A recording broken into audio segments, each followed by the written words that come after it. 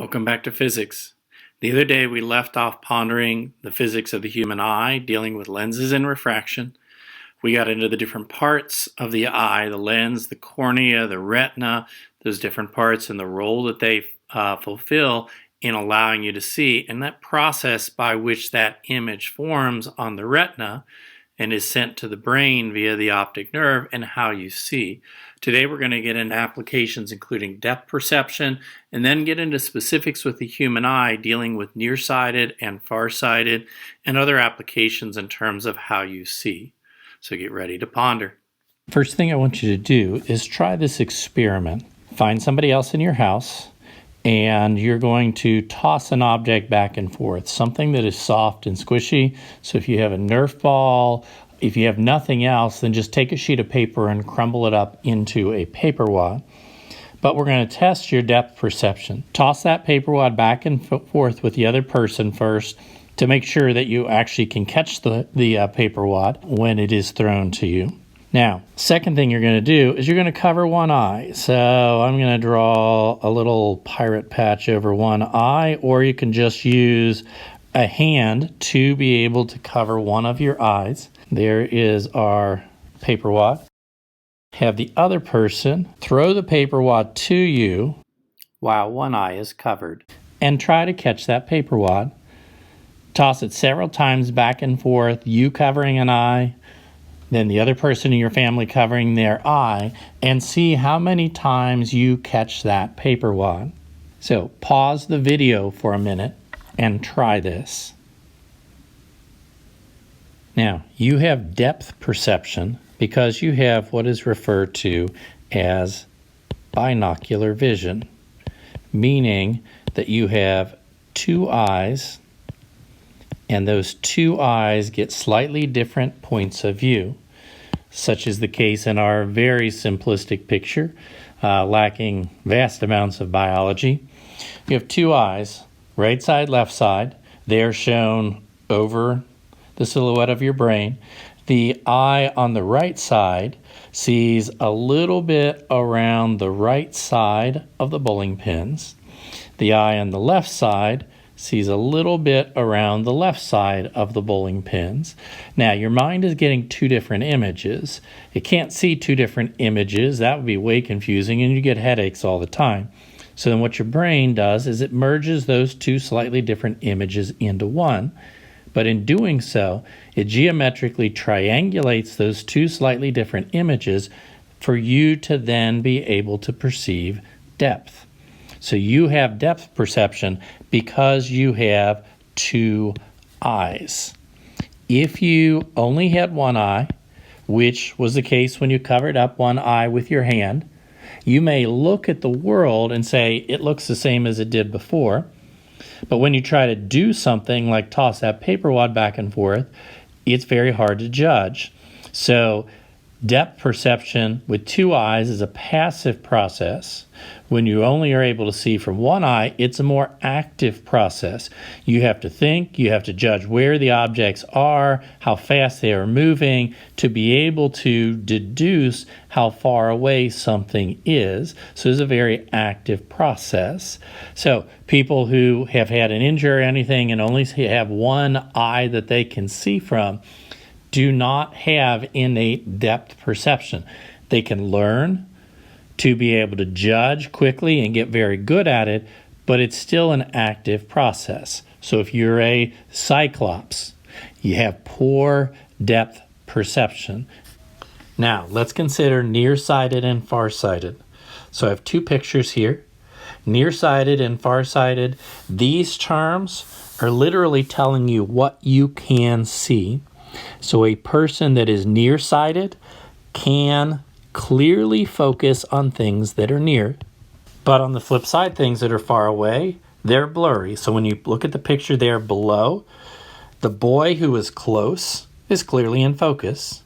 The two kids on the sand with the balls are blurry. That person is nearsighted. A person who is farsighted, again, focusing on far, that's what they can see clearly. So that person can clearly focus on far or distant objects, and that's why in the picture below, the two kids tossing the beach ball in the sand are more clearly in focus, but the girl that's in the picture is blurry. Farsighted, you can see things that are far clearly. Nearsighted, you can see things that are near clearly. Now, a little bit of a test. I have no idea how this is going to work over video, so we will see. So I'm going to enlarge my page a little bit, and then I'm going to take this rectangle and I'm going to move it over. What I want you to do is look at this picture, pause the video for a second, look at it, determine who you see, if it's a man or a woman. Look at it if you have contacts or glasses. Look at it with your glasses on. Look at it with your glasses off.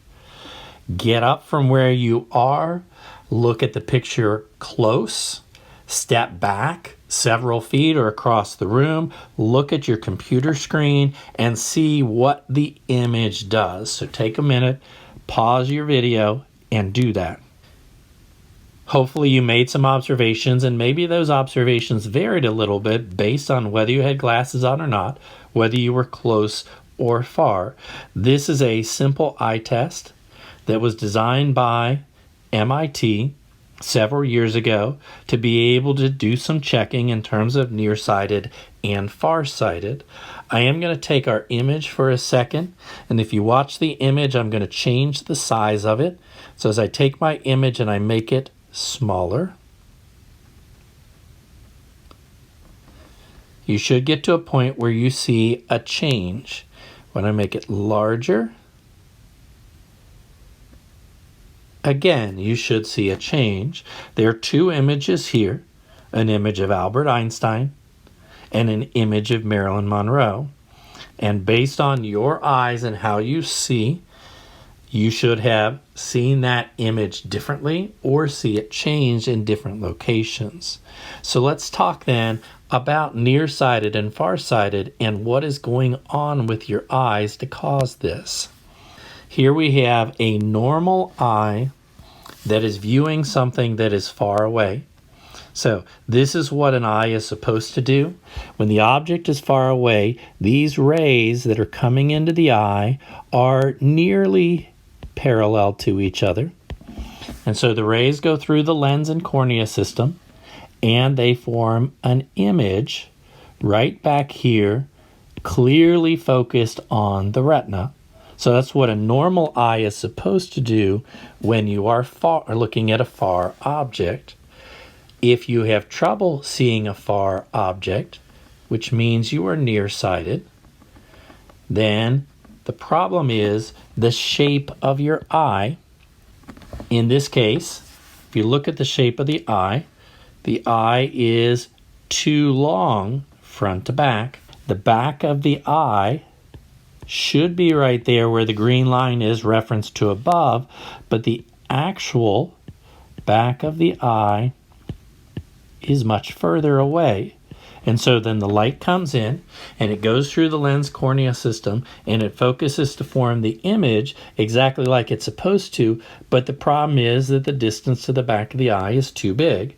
And so the rays form the image right there where I just put the arrow, but then there's nothing there. So then the rays cross over each other and you get a blurry image that forms back here on the retina. Now, in terms of the distance between the front of the eye and the back of the eye, you're only talking about the eye being too long by fractions of a millimeter. So it's not as large as the diagram shows. So then if we're going to correct for nearsightedness, we have to put a lens in front of the eye that is going to spread those rays apart so that they have to travel a greater distance to come into focus.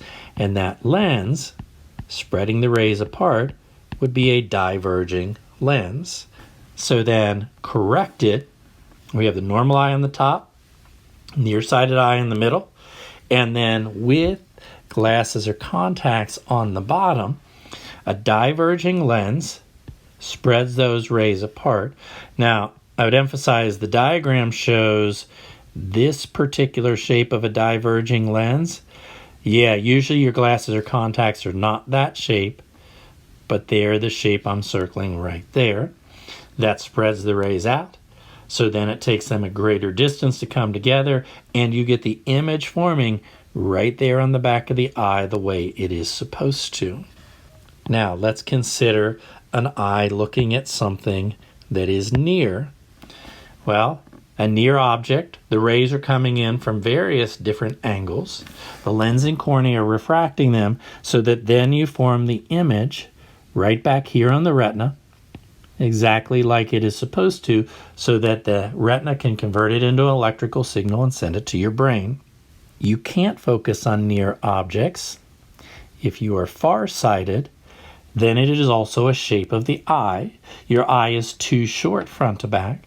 So when the rays go through and they refract in the lens and cornea like they're supposed to, they don't have the distance to come together.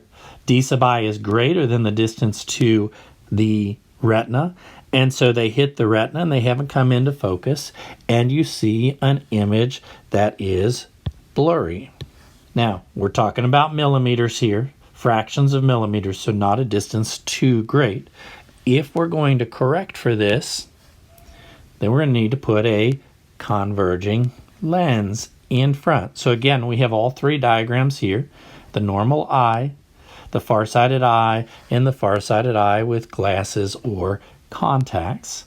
That converging lens brings the rays together before they hit the lens cornea system, so that when they do hit the lens cornea system, they're already closer and they don't need the distance to be able to come together. They can come together in a shorter distance and form an image clearly on the retina.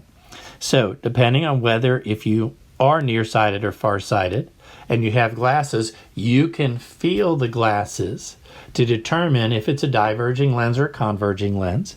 If it's a converging lens, you must be farsighted.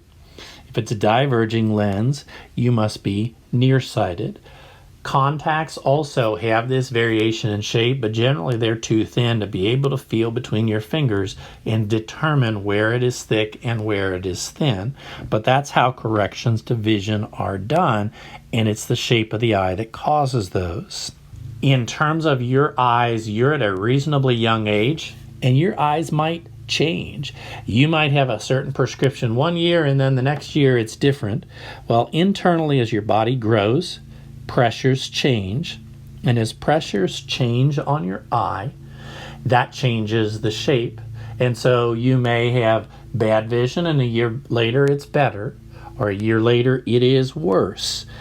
That'll stabilize somewhere in your late teens, 18, 20, as your body stops growing.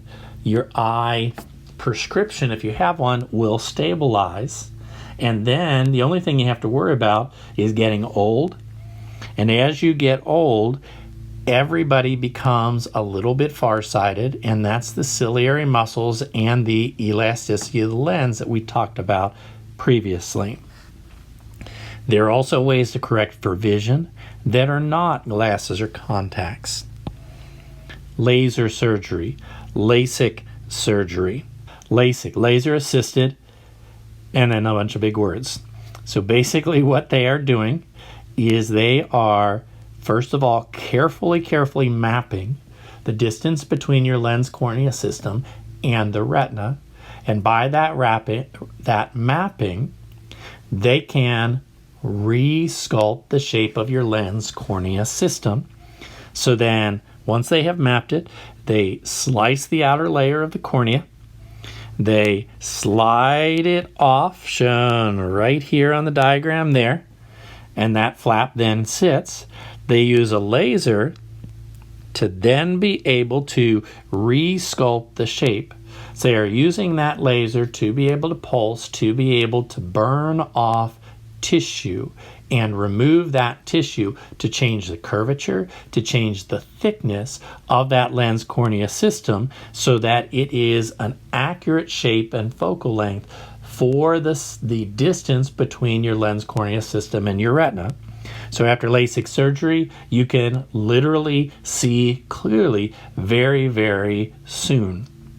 Now, generally, it's good for 10, maybe a little bit more than 10 years, but as you age, things change, shape changes some, so it's not good forever, and it's not good for everybody because it is a process that removes tissue. If you need extra tissue added, you're not a candidate for LASIK.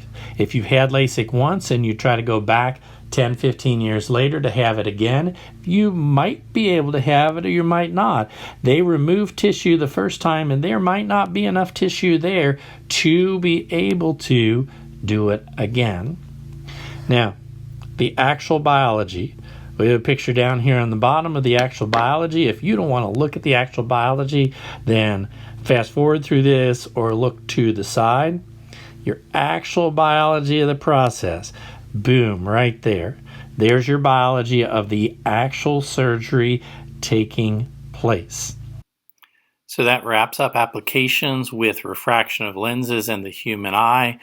Next thing we move into, last topic of the chapter, dealing with an application called total internal reflection. Ponder physics.